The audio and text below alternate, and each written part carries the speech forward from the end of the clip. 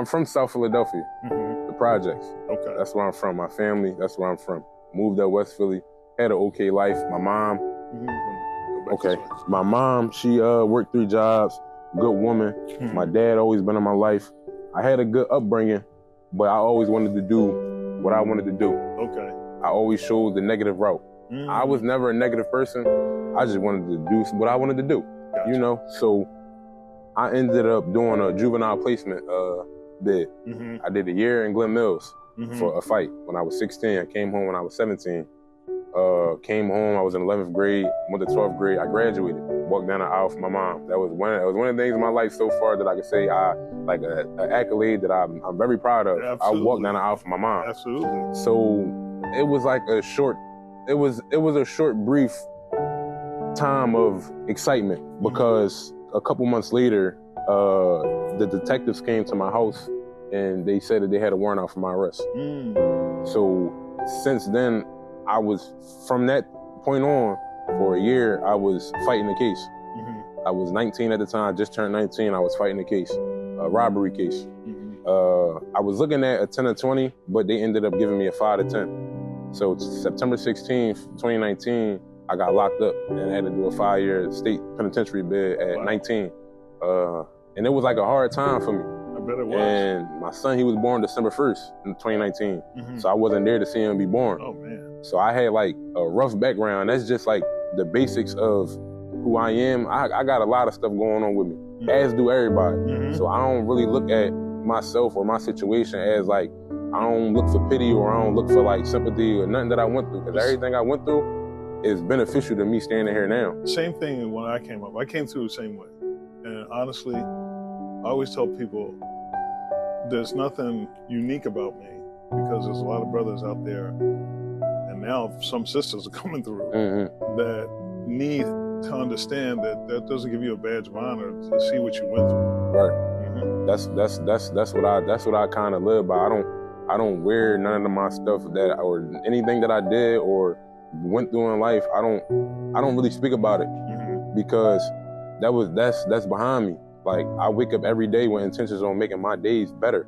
Not trying to do better, but I'm making my days better. Different people get different things in life. Not everybody get the same stuff in life. You gotta wait your turn. True. So when I came home, it wasn't really a lot of jobs that was getting back to me. I just really got a job last month. I've been home 7 months. Okay. So it was kind of, it was a little hard for me to get a job, me being home or whatever the case may be. So I just feel like I wanted to jump into a lane that would be able to elevate me and me being me without nobody having to hire me or tell me I can't work somewhere because of my background.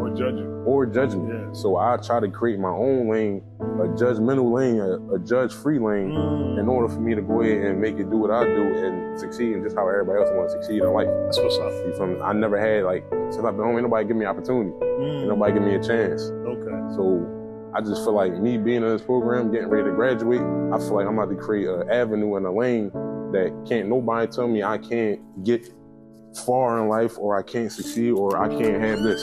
Right. I'm just like really impressed on how you are managing to turn around things in your life. How do you explain what you're doing compared to what you did before? Well, how I can explain what I'm doing right now compared to what I'm doing before, I'm doing great.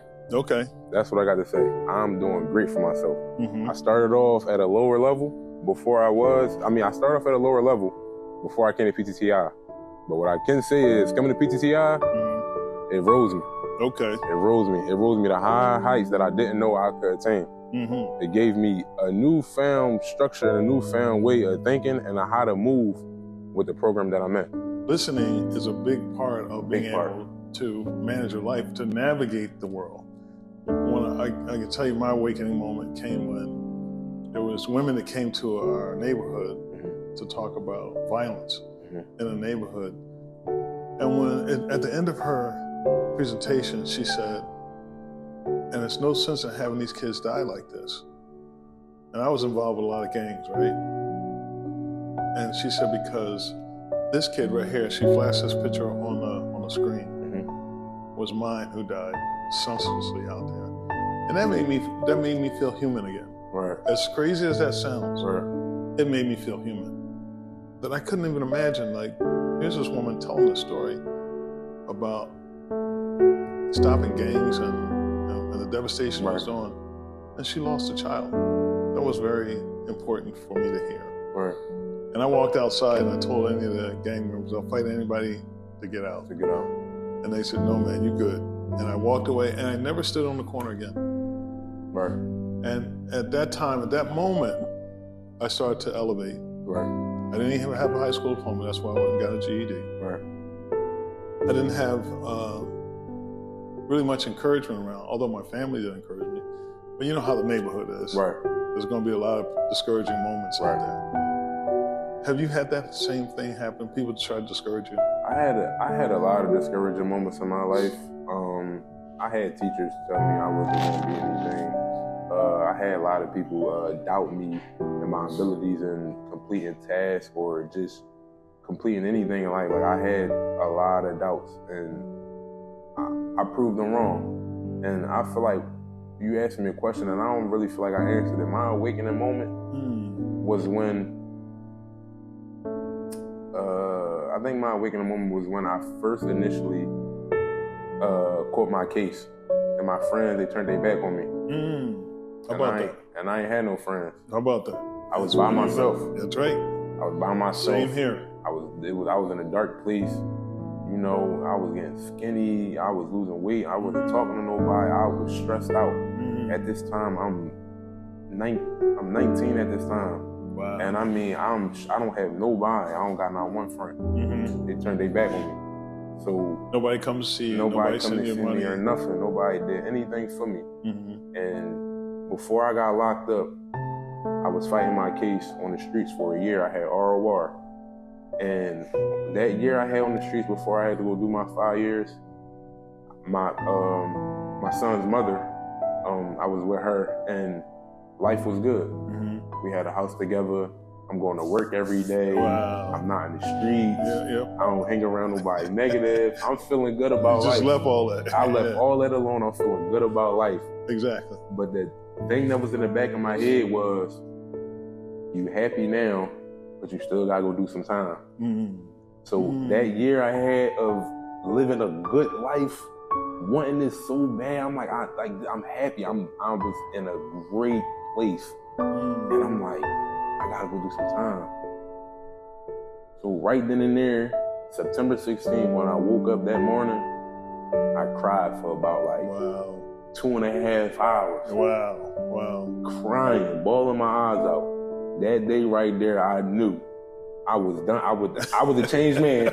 Right. I was a changed man. Right. I ain't even go do my sentence yet. I said, I'm a changed man. Wow. I said, I don't want to go. I said, if they could put some needles or something in my brain and they could feel how genuine this is, I don't want nothing to do with nothing that's negative. Wow. I don't want nothing to do with none of it. That's what's up, man. I went up. I turned myself in. That's powerful. I went upstate. I ain't get no write-ups. I never been to the hole.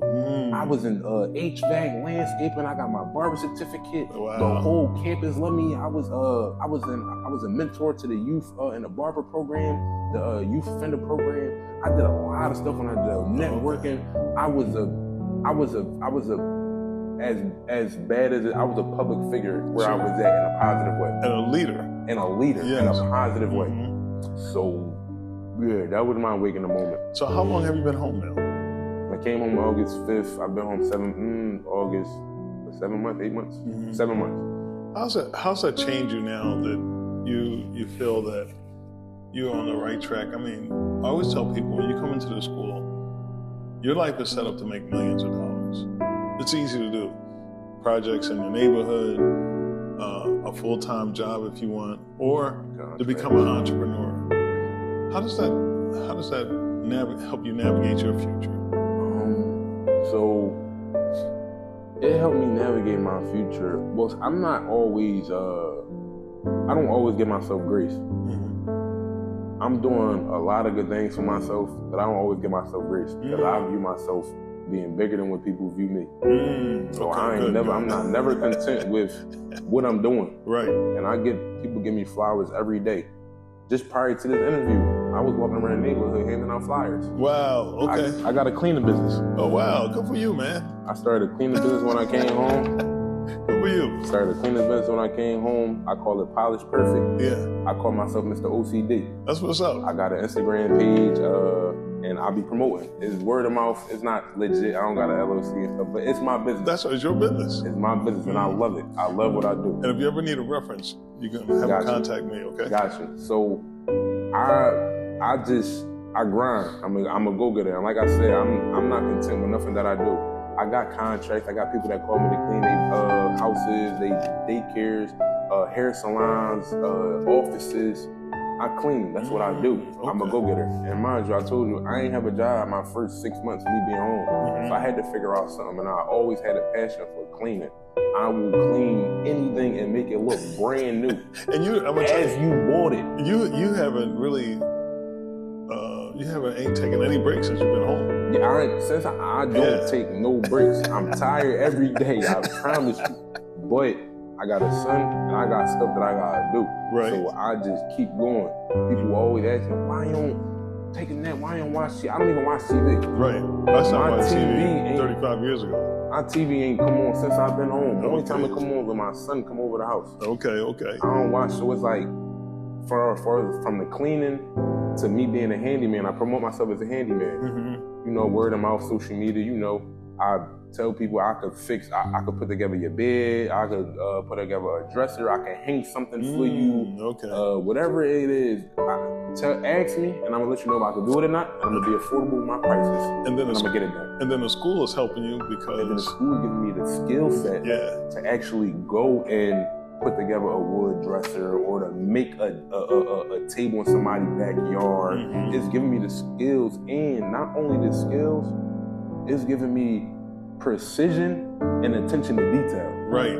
Because in the program that I'm in, you gotta measure the right measurements to get exactly what you try and get. And if you measure wrong, it's gonna be wrong. It's gonna be crooked. It's gonna be dented. Right. So it's giving me the precision and attention to detail with life. Period. Period.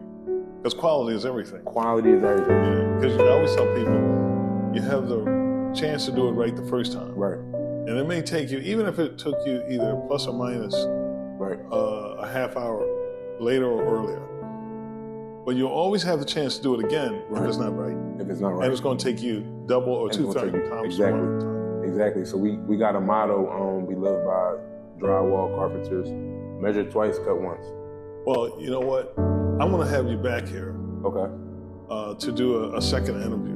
Okay. Because this has been very powerful. You have given the audience a lot of information, brother. Right. And just to know that people are going to be coming here because of you. Right. To inspire them, to meet you. You're gonna grow in your business, and I know you're going to be successful. You're going to make. I always tell people, there's millions of dollars up there. How I know that? Even if you made $60,000 or $80,000 a year, over 10 years, that's $600,000 or $800,000 in 10 years. In 20 years, that's double that, plus more businesses you're going to get. Millions of dollars is out there waiting for you in the right way. In the right way. You're going to be owning real estate, vehicles, equipment to help you and to make things easier. Right. So we're here to help support you. Appreciate that. Thank you, brother. I appreciate you. All right.